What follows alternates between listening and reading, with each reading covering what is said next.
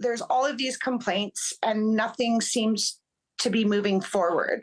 So absolutely frustrated. In January of last year, Shauna Granger says her flight from Abbotsford to Calgary was canceled because of staffing issues.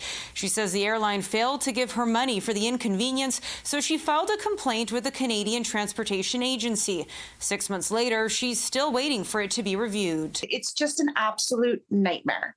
So, if I see the $500 per passenger, it's going to be a win-win, but I'm not holding my breath. She says she's still more than 9,000th in line out of more than 33,000 air travel complaints that haven't been reviewed. We do have a big backlog. I recognize the frustration of people who have first dealt with flight disruptions and now have a complaint filed with the agency.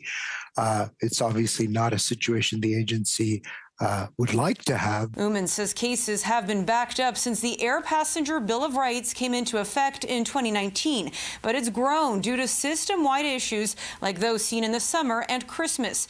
He adds they are looking at processes and making improvements, but they can only do so much. We're given resources by the government, and we're independent from government, and we carry out our actions based on those resources as efficiently as possible. Gabor Lukash, the president of consumer advocacy group Air Passenger Rights, says part of the problem is it takes a disproportionate amount of time and resources to determine whether a complaint is valid. Canada never implemented a passenger protection regime that would be comparable to the European Union gold standard, and it shows.